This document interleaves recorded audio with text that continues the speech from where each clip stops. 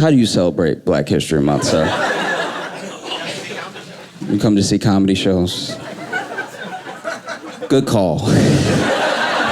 You know, I've heard that a lot of white people celebrate Black History Month by giving the nearest black guy $20.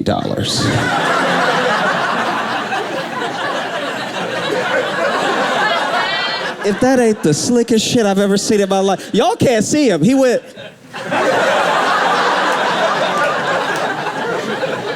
I'll do with just a dab right there. Ah, I gotcha.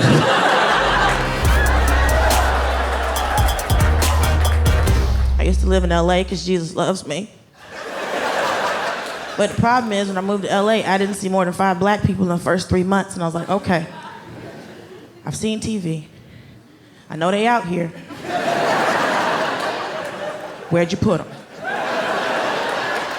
But I didn't know I was the one in the wrong, right? I lived in East LA, I lived in Highland Park, and I lived in a Mexican-American neighborhood that was quickly getting gentrified, so they were confused with what my black ass was doing there. So I got tias and dudes with buns looking real suspicious at me. I'm like, hey man, I'm just here for nachos. I don't want no problems.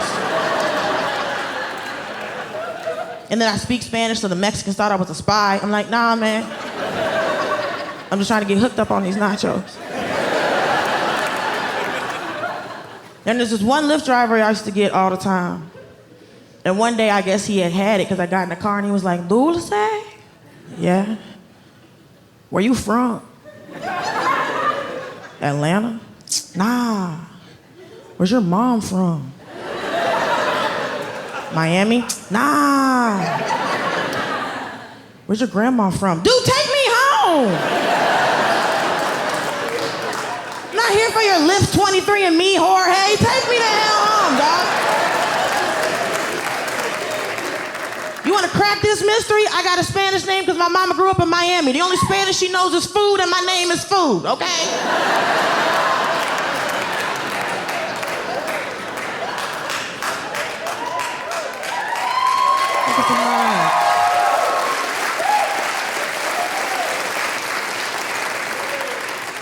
I finally did see a black lady. I was in Target. We saw each other and went, ooh, don't do that when you see us, it's rude. We saw each other, ooh, and I was like, what up, auntie? Because she was an auntie. And I walked up to her, I was like, hey, auntie, quick question. Where are the rest of us? And she's like, oh, girl, you in the wrong neighborhood. You got to go to, like, Compton or Inglewood. And I was like, hoo. I in second generation suburbs. I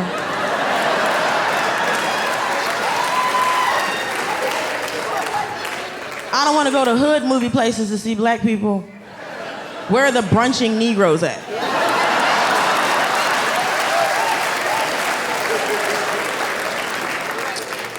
I'm a mimosa myself. Where?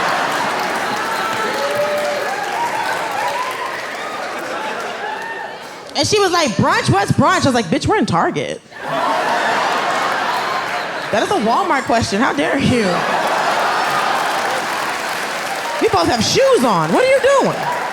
You ever been in Deep South? You ever been in Deep South? Deep South? Deep fucking South. Those are the ones, the Deep South where their mouths don't move. You know what I'm talking about? They be like, hey, man, I just want to let you know you honey as hell right there. Oh, yeah, that's right. I'm going to tell you right now. You just got, yeah. I love Alabama football, okay? Love Alabama football. It don't matter if you boo it. Don't matter. They're just good players. You must be from a loser school. They were the last to have black players, Alabama football. And Bear Bryant at the time, he was the coach for Alabama, and they were like, I think we need colored players. And and the alumni was like, we don't want no goddamn colored players. You didn't need no colored players, goddamn. You better not hear no. I'm sure you know what they were saying, right? And then one day, Alabama was playing a team with colored players. And this is what they saw. What the hell was that? That was one of them colored players, coach. He's like, yo, let me get the phone. Yeah, we need some colored players. Why? Because to catch the other colored players. Shit. Oh, the white guys just went by. Holy shit.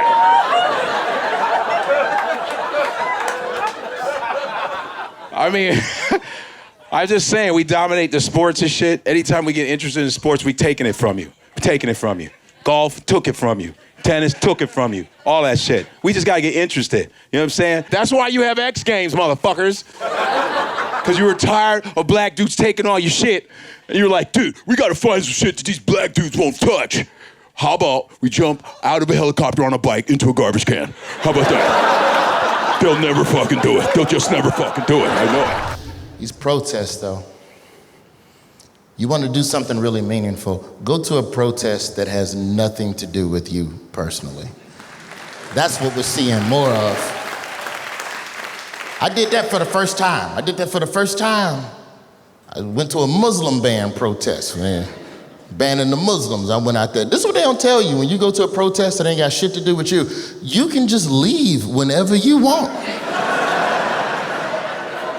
I never knew that was an option because I only go to I'm from Birmingham. All we do is go to black protests. And when you at a black protest, you there. There's no leaving.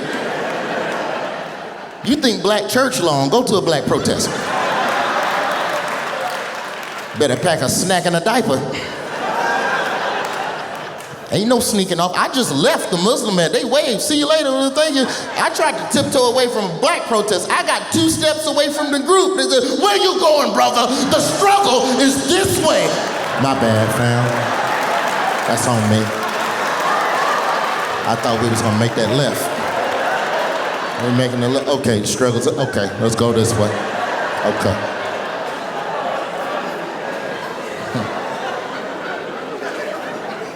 You gotta respect anybody that's at somebody else's protest.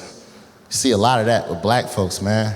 Black women, man. Black women just be supporting folks, bro. It's amazing. I'll tell you right now, you see a black woman at your march, get them a hug and $20 and cover their Uber ride home. Uber Black. Because black people will be perfectly justified in not showing up to anybody else's march. We ain't got to show up to your shit. If you'd have listened to us, you wouldn't even be marching, because it happened to us first. Half the stuff you marching about happened to black people first. We was trying to tell you. You see a black person at a march that doesn't have anything to do with them, that is a gracious, giving soul. Because black people will be perfectly justified in only tending to issues affecting the black community. We could fill our calendar just walking for black issues, from crime to poverty to unemployment to home loans.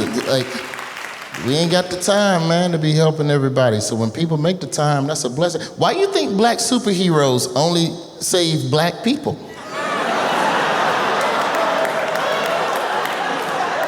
They're busy. They ain't got the time to save the rest of the world. That's a luxury that only white superheroes have. My neighborhood's great. What else is going on out here in the world? Black superheroes gotta focus on their block. I watch Luke Cage. Luke Cage is my show. Love Luke Cage. Luke Cage, if you don't know nothing about comic books or superheroes, Luke Cage is this TV show about an indestructible black man. The brother is bulletproof, super strength. He'll throw a truck at you like a football. You would think with his resume, he would be somewhere with Iron Man trying to save the universe. This motherfucker never leaves Harlem. He ain't got the time. Whole TV show, 8 blocks. That's all it is. Luke Cage ain't got time to be saving everybody.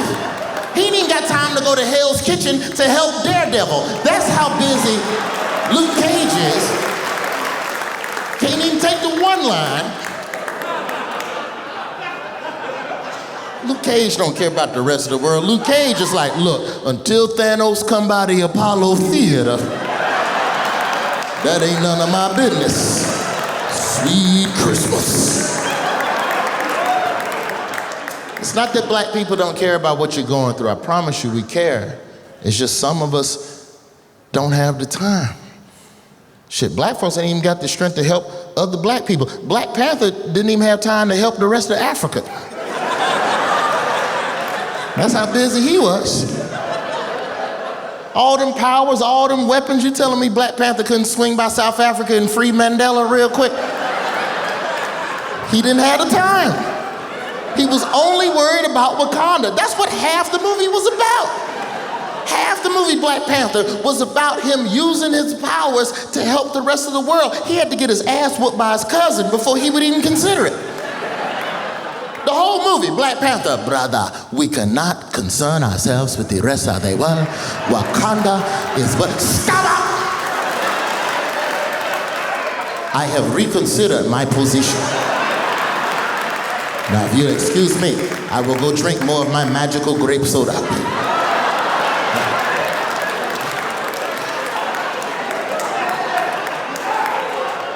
It's not that we don't care. We don't have the time. Why do you think you don't see Samuel L. Jackson in half these Avengers movies? Motherfucker busy. You ever notice that? Half of these Avenger movies, Samuel L. Jackson don't be in the movie half the time. Sam Jackson appears at the very end of the movie. All this shit that went on the whole movie. And then here comes Samuel L. Jackson at the very end. Good job, motherfuckers. You did it. Here's your next mission. It's a god from another universe can destroy the world with the snap of a finger. Good luck with that. I gotta go to a protest. Police just shot a 40-year-old 8th grader.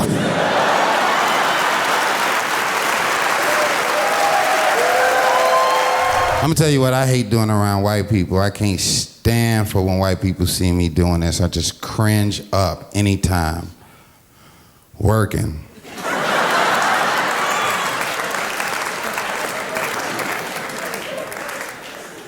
Any kind of work, I don't even care. Just, I could be mopping the floor, white guy come in, I'll be like, God damn. I look like a colored right now. Might as well shuck and jive.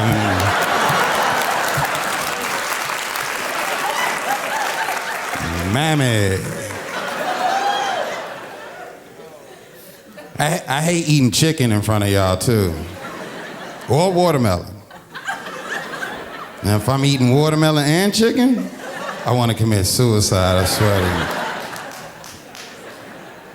you. True story, something that happened to me. We got this thing in Chicago called the Taste of Chicago, and we got booths for miles and miles and miles, just different foods you can taste like from all around the world. And this guy gave me like a handful of tickets, you know, and they got food from all over the world, and what I go get? Some chicken, right? So I go get this chicken and I'm eating in this grease popping everywhere. I'm in my own little world, you know, lips bling blinging right now, you know, just walking and eating my chicken, just, you know.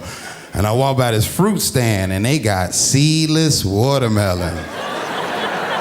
Come on, brother, seedless? You just don't see seedless all the damn time. I'm like, seedless? Give me 4 of those.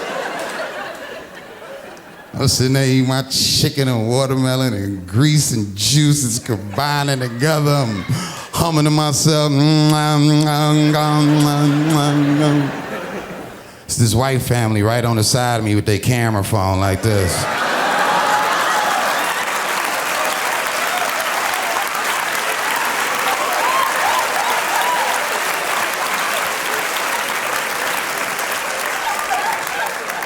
Look at him, he won't stop. We're gonna put this on MySpace. I'm sitting there like, God damn. Might as well shuck and jive. I've been thinking a lot about cultural appropriation and like where it comes from. You know, like it's a thing that there's a lot of conversation about. You know, I'm on Twitter, I see what people are talking about. Like why are white people appropriating like black culture so much? You know, where does it come from? And I had to sit down and like think about it for a long time and think about like why that happened and where it came from. And I think it's every black comedian from the 80s fault. I think they made that mistake because it's like black people just are the coolest group of people, objectively. Yeah. Yeah, that's just true. Black people just are the coolest group of people. And I think if you see like the coolest group of people just teasing you for like a very long time, then it's just gonna shift how you act. You know, I think that's all. Like, I think that black people just like teased white people for such a long time that they were just gonna change their entire behavior. You know, like I think like white people were chilling and just like living their lives, and they saw Eddie Murphy just like do an impression of a white person, and anytime he did it, he was always like, oh,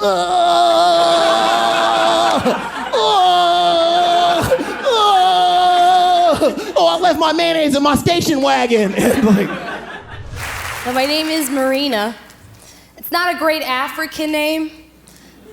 Like my sister's got a great African name. Her name is Naila, which means one who succeeds. My name is Marina. It means a place where you dock boats. Thank you. I grew up in Chicago. That's where I grew up, the suburbs of Chicago. Yeah, thanks. Yeah. White suburbs of Chicago. Yeah, then we moved to the south side of Chicago, which is a black...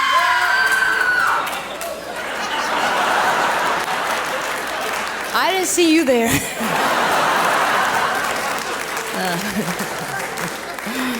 The south side of Chicago, which was a black neighborhood. So basically, I went from being the only black child in an all-white neighborhood to being the only white child in an all-black neighborhood. That was tough, man. I remember growing up in the white neighborhood, like in school, like we would have theme days. Like one time we had 50s Day, which isn't really a good time for my people. But the white girls would come out with the poodle skirts all excited. They'd be like, woohoo, it's 50s, yeah. I didn't know what to do, so I just wore a sign that said, we shall overcome someday.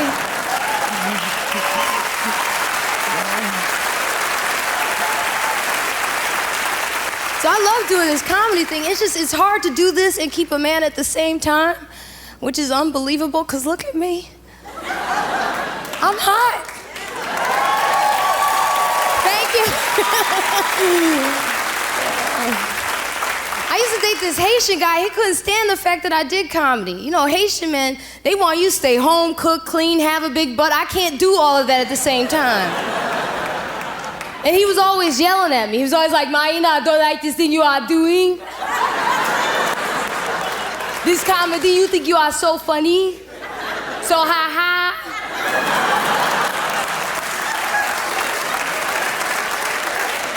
You need to stay home and cook. You need to take care of my zuzu. I was with him for a long time, too, 4 years. That's a long time to be with someone when you don't like them. I was like, how the hell did that happen?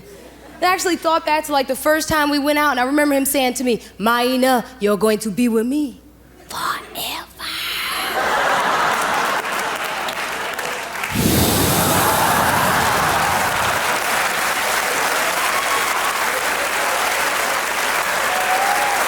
It's a booty.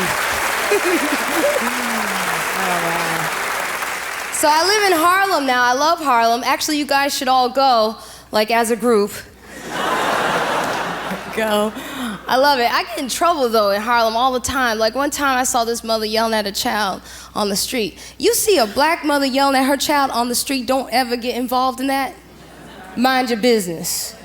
This woman, she was yelling at this child so bad on the street. That's the child. She's like, get your ass over here. I said, get your black ass over here. Now what the hell you crying for? Shut it up. I said, shut it up. I pop you in your mouth. I looked at her, I was like, oh my God. I told her, I said, you don't talk to a child like that. She looked at me, she said, what the hell you looking at, huh? You gonna raise my child, huh? I was like, no. You're doing a good job.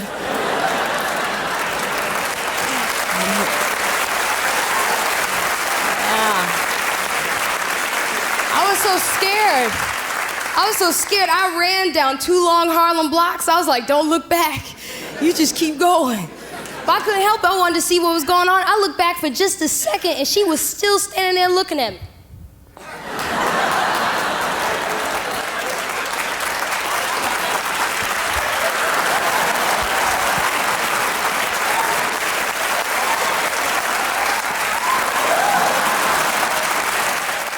when Obama got elected, I was so excited. It was awesome. I remember I wore an Obama shirt, right? I wore an Obama shirt the day he got elected. I was expecting High Five City, you know? Nobody did anything.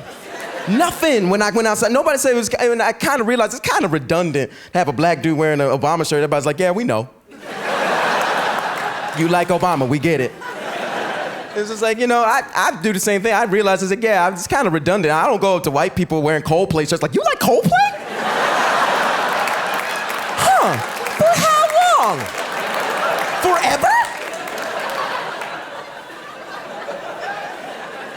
The one thing I didn't get about Obama that kind of made me mad was like, when he was coming up, people were like, we have a serious black candidate for president. We have a serious black, this is crazy. We have a serious black candidate. And then when he won, they were like, oh, our first multiracial president. And I was like, that's not fair. I mean, like, let's set the record straight, okay? If you went outside tonight after this show and Barack Obama was stealing your car, you wouldn't yell, hey, someone stop that mix guy.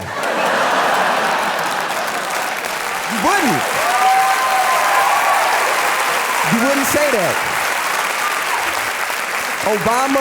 Obama looks black, so people treat him black. It's like, it's never been about who you are as a person, because that's up to you. You got to choose that stuff. It's about how people treat you. That's what race is about. Like, you know, I got a lot of mixed friends who just don't know how to feel about stuff. Like, they're just like, I'm culturally confused. And I'm just like, man, no, listen. It's about how people treat you, okay? If you're mixed and you're walking down the street and somebody asks you, hey, what did you think of the movie Julie and Julia? You're white. Nobody's ever come up to me and asked me about my opinions on Mad Men and Revolutionary Road. No one, okay? Now, if you're walking down the street and you mix with somebody that's like, hey, what did you think of last night's episode of The Real Housewives of Atlanta? You're black. Or gay. It's one of the two. But the best part about Obama is that he's a black nerd. I love that junk. Because I'm a black nerd, and that was illegal until like 2003. It's awesome. It's so awesome. It's just like there's black nerds everywhere, you know, like it's awesome. It's just like they're everywhere now. It's so great, and I love it. Like, but it was just hard for us growing up. Like, you know, I remember I was like the only black kid at my school for a while. Like I remember I went to a white school, and white kids were excited. They were super excited. They were like, oh, we got a black kid. This is awesome. We got a black kid. They were like, oh, hey, Donald, what kind of rap music you into, and what kind of sneakers you like? And I was like, oh, I don't really like rap music. I really enjoy the soulful stylings of the Cranberries. We can talk about that. And they were like, nah, man, you like sneakers and you like rap music, and you go tell us which one you like. I was like, oh, you're hurting me, Steven, you know?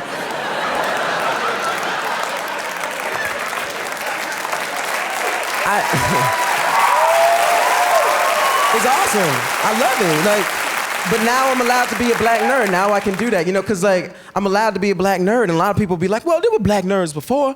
There were black nerds before. What about Urkel? Urkel was let's be honest. No, he was. If there was a kid named Steve Urkel who went to your school, dressed like Steve Urkel, eating cheese all the time, always asking this girl named Laura to marry him, you'd be like, oh yeah, Steve, his brother hit him in the head with a brick when he was 5.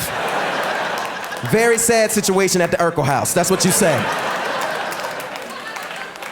Okay, he's not a nerd, okay? That's not a nerd. Strange, specific stuff. That's what makes a nerd a nerd. If you like strange, specific stuff, that's a nerd, okay? Kanye West is a black nerd. He likes strange, specific stuff. If you go up to Kanye West and say, hey, what are your favorite things? He'll be like, robots and teddy bears. That's a nerd. That's a nerd. Because I'm a black woman, I change my hair all the time. Different lengths, different colors, different textures, right. And I do feel like there's a side effect to that. As a black woman, when I change my hair, I feel like the white people in my life very often don't recognize me. And she laughing, because you know it's true. Anecdotal evidence, white people, you have it right here. That's 2, okay? And based on that alone, black women, I think our new lane should be serial killing. And my weight fluctuates, you'll never find me. You'll never find me. I'm a size 12 right now, but I could be a size 18 in 2 business weeks. I've seen it happen, okay? I've seen it happen. Okay? I could be crossing state lines, literally moving weight with impunity, but I don't do crimes. I don't do crimes. I'm a good person with a good heart. You're welcome. I'm just saying, if I popped up with a blonde wig after this show, you wouldn't know who I were. You would be like, a different black person. So that's all I'm saying. That's all I'm saying. I obviously smoke a lot of marijuana. I also live with white people, nobody's fault. And my roommate says I do stony baloney shit. And I'm like, okay, but why would you use such a Caucasian phrase to describe my black lifestyle? That feels like a microaggression. Macro? I don't know. So, but they're within their rights though, because, okay, for example, my roommate is like, where's the mail? And I'm like, matter of fact, it's in the freezer with my groceries. Stony baloney, I feel you. You called it, egg on my face, stony baloney. I got black tested the other day, which is obnoxious because my blackness is constantly under investigation because black people can't tell where I'm from based on the way that I speak, so I'm constantly trying to prove myself. Just like, excuse me, brother, yeah. Can you name 2 of the 3 elements used in the band name Earth, Wind, and Fire? Earth and Wind, okay. Malcolm X's birth name.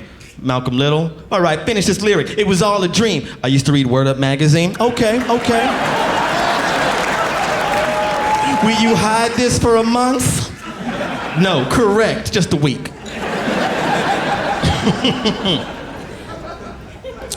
It's because black people all have different definitions of blackness. And we'll all never agree on what that is, but we all think our version should be the version. And this is why black people constantly black test each other, you know? And I'll give you the telltale signs of like 2 black strangers talking, having a black test. Like it might be in a place where you run into strangers, you know, a DMV, grocery store. One black person will be telling a story, monopolizing the conversation. Something like, and then I stabbed that Smurfy mother, which, to be fair, is a good story. I mean, it's got a clear beginning, a middle, and an end. I stabbed that Smurfy mother with the shiv I carved out of an old television remote control. Wow, is that Hemingway? And the other black person, while listening to that story, will ask a series of follow-up questions that reveal what kind of black person they are. Like one black person would be like, what? Why would you? Why? Do you love pizza? So do I love pizza. Perhaps that person loved pizza. Why would you hurt someone that loves what you love? That's one kind of black person. Another kind of black person would be like, should have stabbed his ass twice. And then laugh way too long with their mouth way too open. Like a fly can go in there. And then a third black person will be like, well, they won't say anything, they'll just stab the person that was talking. They don't, doesn't matter where they are, who's watching, they just drop them to the ground. And they're like, that's how you take care of Biz. I'm sorry, your name's not Biz? Well, there's been a horrible mistake, but no regrets. Pound it, lock it, throw away the key. And the reason I bring up this black existential crisis is because someone recently asked me if I use the N-word in my life, and I'm like, I never say never, 3D. But no, I was like, hey, thanks for asking, bearded white man at this party. Now I regret going outside. Usually I don't say it because it makes my grandmother's ghost cry. Also, you should have said the N-word instead of saying the N-word.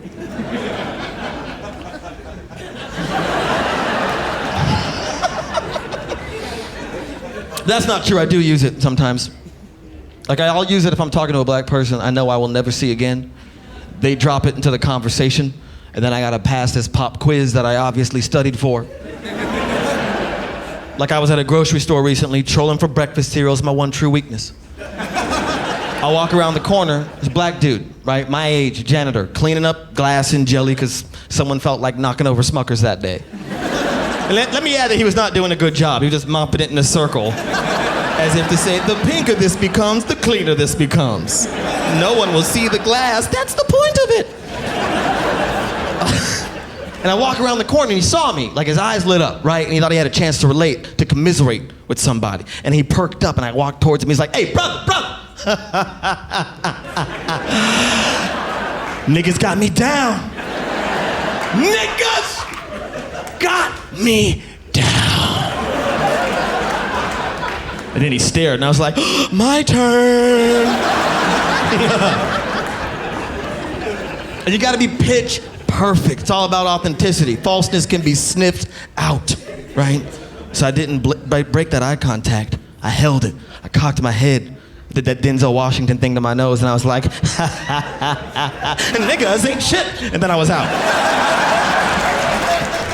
I am from the South. And being from the South, I have a lot of white friends back home. And I'm their one black friend. Yeah, I'm their draft pick. First round, you know? When that happens, when you're the one black friend, you become the ambassador for all things black. Anything swirling around in their mind, they're like, send it on high to Jordan. Let him consult with the Negro Council. Have him bring word back down the mountain. And we shall ruminate upon it here in Caucasia.